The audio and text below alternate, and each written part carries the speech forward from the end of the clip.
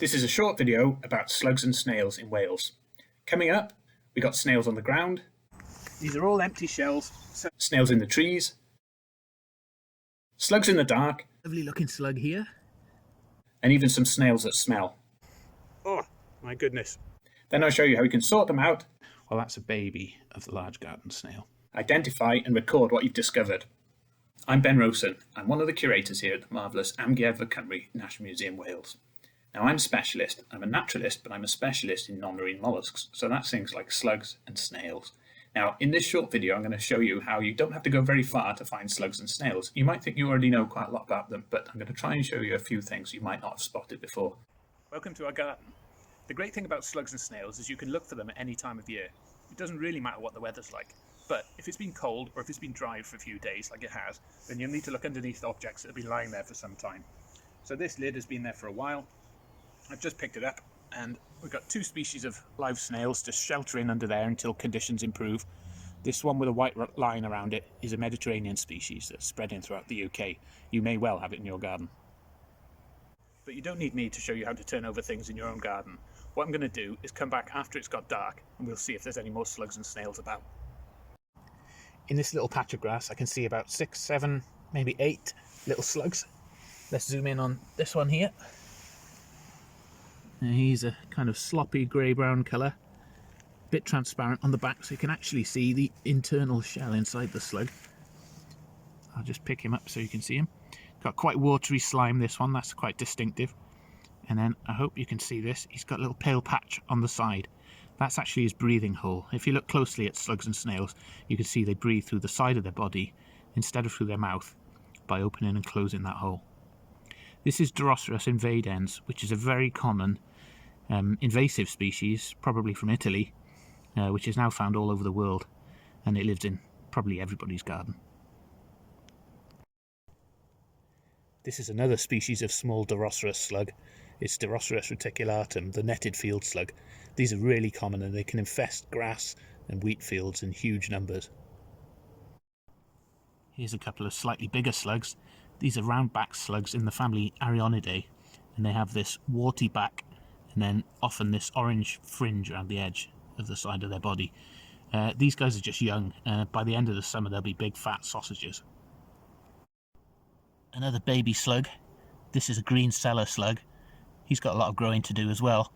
They have this green mottled back and these blue tentacles, which you can just about see there. Each slug and snail has its eyes at the end of its tentacles. I'm always amazed about how a garden can come alive at night. But tomorrow we're going to walk a bit further afield and see what we can find in the woods.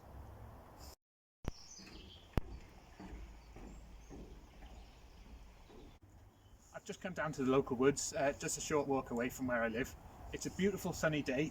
There are no leaves on the trees yet, so all the light is hitting the forest floor, which makes it easier for us to find things.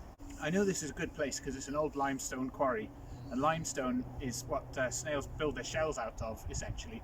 So you usually find a bigger variety and a bigger number of snails in places like this. In fact, you can even see the odd fossil in this rock, which is from the seabed millions of years ago. So let's go and have a look at what we can find. So most of the slugs and snails are quite small creatures, and they tend to be found on the ground where it's damp and it's cool and there's things they can hide underneath. So you have to get quite close to the ground to look for them. And you can wear a glove if you want. You can look under the leaves, just under the sticks and things, and you might find things that way. But usually the most productive thing is to turn over things like these stones, where it's always shady underneath and a bit damp. Turn over the blocks. Remember to put them back afterwards so that you don't destroy their little microhabitat. And also wood. They particularly like rotting wood that's been here for some time and is damp. It's got bark. You can look underneath the bark and you might find things that way. And also where you've got fungi growing, like these jelly mushroom things here, you might be more likely to find a few slugs and snails sheltering under there. In fact, when I turned this over just now, I found a couple of snails hiding just there. Looking under these old rotten logs, you realise that these logs are really falling apart. It's part of the process of life in the forest, that these things gradually decay, and there are different kinds of small creatures that specialise on them at different stages of this process. So this log is kind of falling apart, it's going soft, and it's got almost like cheesy, like Caerphilly cheese kind of crumbly texture, so it falls apart between your fingers. This is one of the strands of one of the rock fungi which is just running through it, and the nutrients are gradually being recycled. And slugs and snails are one of the groups of creatures that helps with that. I've got a little tiny slug here. Here he is.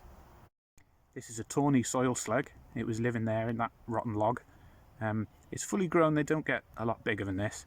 They're this nice kind of marmalade brown colour, smoky bands on the side, and then underneath, if you can see the sole of its foot there, the bottom of the slug, is this orange colour. So that's distinctive for them. We don't know very much about this species. It was only discovered in 1978. It was described from Britain as a new species, and it seems to be getting more and more common in places all over the British Isles. I've turned over lots and lots of stones, and I finally found what I'm looking for. This is one of the garlic snails, or glass snails as they're sometimes called, because they've got this see-through, shiny, fragile shell, which is a bit like glass. This is an old one. It's a different species, it's a larger one, but you can see that's old and it's gone a bit, it's been rubbed away and it's worn out and it's not shiny anymore. But there we have a live one. Now I'm just going to pick that up and show you, if I can, why they're called garlic snails. Okay. So I've got the snail. I'm just going to give his body a really gentle poke with this stick here, which encourages him to retract back into the shell. And then, trying not to suck it up my nose, I'm going to give it a sniff, and oh my goodness, that's even stronger than I thought it would be. I can't really communicate this to you through the video, but that smells really strongly of garlic. For such a tiny animal, it's got a really strong odour of garlic, hence the name garlic snails. Quite a tasty odour actually. It's not that unpleasant, but it's thought that this is a chemical that they release to deter predators, creatures of the night, beetles, things that would eat them. It would also deter my mum, who hates this stuff. So here we have some slime, dried up slime on the trunk of a tree. That's the mucus of a tree slug, and you can follow its trail all the way up from about my head height, above 2 meters up, all the way, difficult to see, but you can see those trails go all the way up to the top of the tree, stretching back up to about 10 meters, which is an incredible journey for a small slug, and they'll do that whenever conditions are right so they can go up and feed on algae growing on the leaves right up in the canopy. There's a great variety of trees in a woodland like this. We've got holly here, evergreen of course, so it's still got its leaves. We've got beech, we've got ash, a few oak, and this is a birch tree. The birch tree's actually fallen over, but that's quite good because it's helped me finding a tree snail. The snails have come to me. So these two little guys are one of my favourite species of snails. It's called the plaited door snail, or Cotyledona laminata, and it's a beautiful elongate thing with a very smooth and slender shell that looks a bit like the rolled up leaf of a tree leaf bud.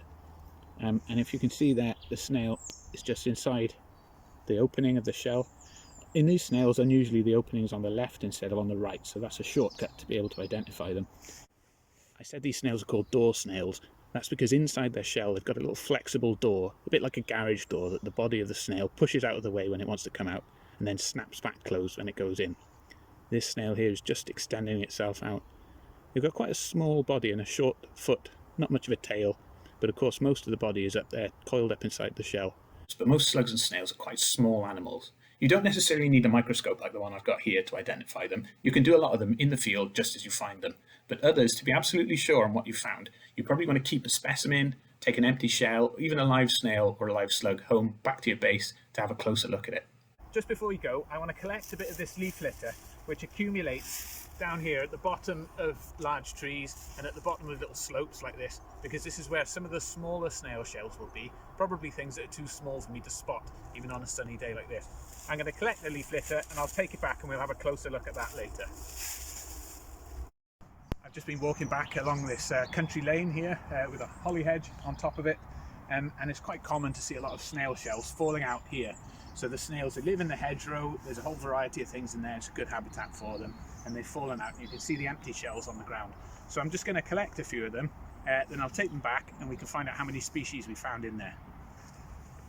These are all empty shells, so taking them away doesn't do any harm to the environment, and you can just keep them in a pot like this or anything you've got handy. And when it comes to identification, there's lots of different guides you can use. There's some information on the internet as well. I would particularly recommend this guide to the British snails, which you can get from the Conchological Society of Great Britain and Ireland. That's a great organisation, anybody can join. and this is quite cheap and it's durable, so you can take it out in the rain. For slugs, they're a bit more tricky. You might need to take a really close look at them because they vary a lot, but there's a book on slugs that came out a few years ago. I helped write it, and it's based on specimens that are here in the museum, so close to my heart. If you remember, just as I was coming back, I stopped at that hedgerow in the country lane and I collected these shells from the soil at the base of the bank. And it didn't take me long, just a few moments to try and find a few different types. And if I tip these out here, I hope that pretty soon you'll be able to see that there are quite a few different species of snail in there, not just one. So this big guy, these forceps I'm using are quite useful to push them around with. I'm going to use actually these more gentle ones for the smaller specimens. This is the large brown garden snail, very common, found in gardens and hedgerows across the land. So kept that one out of the way first. I always start with the biggest. This one, I've got some other things stuck in there. Let's just get them out. The reason that other shell is stuck inside this one is because you can see the top whorls of the shell, the top part of the spiral, has been broken away. And I think because of the way this one's been broken, working back from the aperture there, you can even see a few little bite marks. I think this was probably done by a mouse or a rat, common snail predators. Could have been a bird, could have been a thrush, we're not sure. Anyway, that's one of the same. Now this one is a baby of the same species.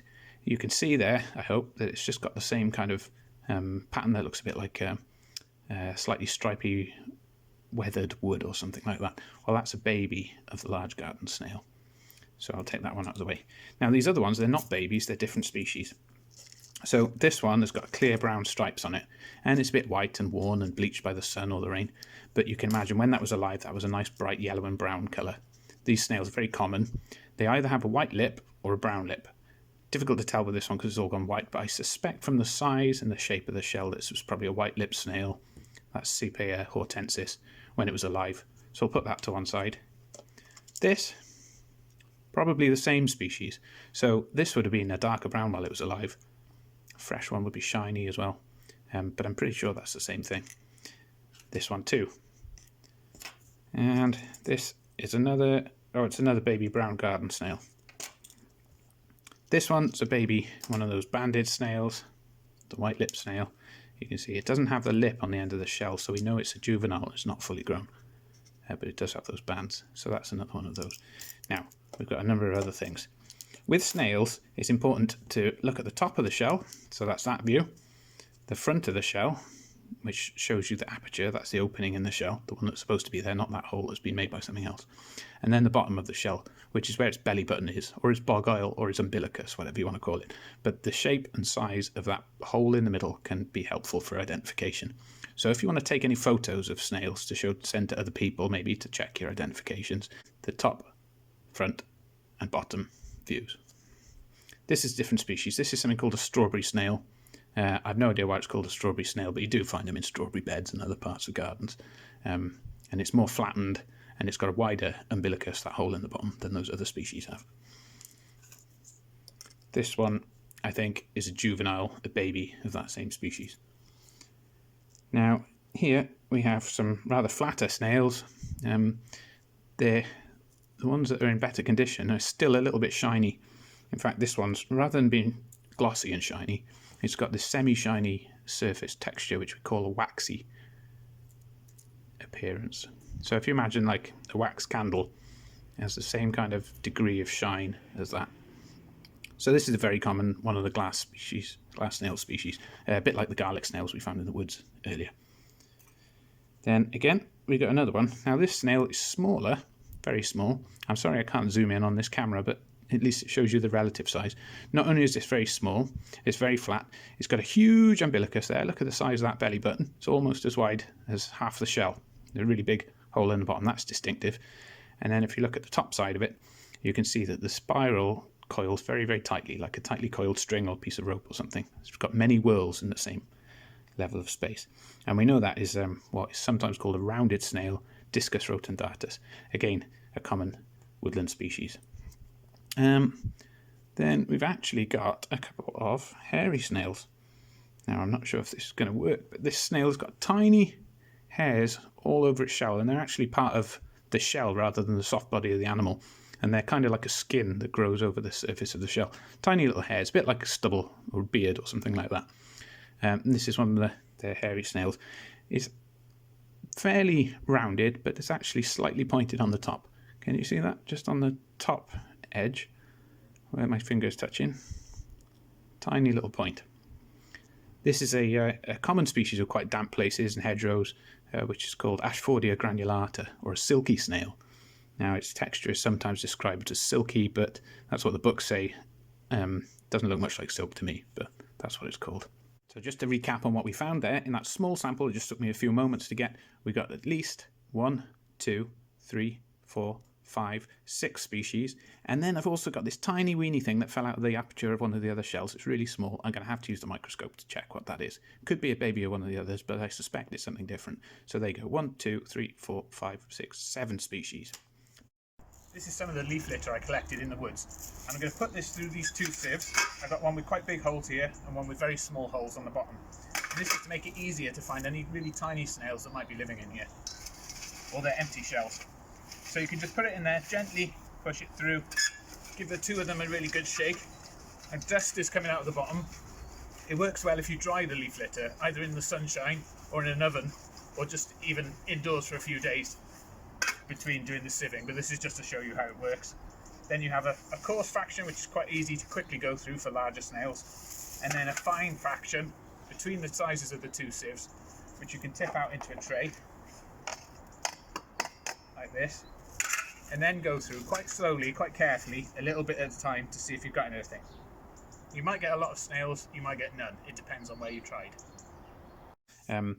There's that smallest shell that we found in that hedgerow sample, and here underneath are the kind of thing you could pick out from a leaf litter sample that you've sieved, like the ones we collected in the woods. So I'm going to have to zoom in to show you those in more detail. Here we are zoomed in. Just for reference, this snail here, this is one of those Discus rotundatus snails I mentioned before. That's the one with a really big belly button on the bottom and quite flat with many whorls. That's about 10 millimeters, 1 centimeter across. So many of these other snails, including these little tiny things here, are only about 2 or 3 millimeters tall when they're fully grown, and that's an adult snail there. So this is a species of animal that never gets any bigger than that. Some of the smaller animals that you find in this country are some of the least well studied, and often we don't know much more about them other than where and when they've been found. And that's thanks to people like you who've been out, identified their finds, and then recorded them, let other people know about them. Now, it could be through giving collections to a museum, or it could be through submitting your records online through one of the various ways you can do that. Here are just 2 of the ways in which you can submit a record online. They also have smartphone apps, and you can include photographs and details of the place in which you found the species. With iRecord, your records will be checked by a specialist and feed into one of the UK networks. With iNaturalist, you can get artificial intelligence to give you some help on identification of the species. So that's a really quick guide on how you can look for, identify and record snails and slugs. I hope you enjoyed it, and I hope it looks like the kind of thing you might have fun doing. You never know what you might find, and the more people we have out looking, the more we can all learn about them. Thank you.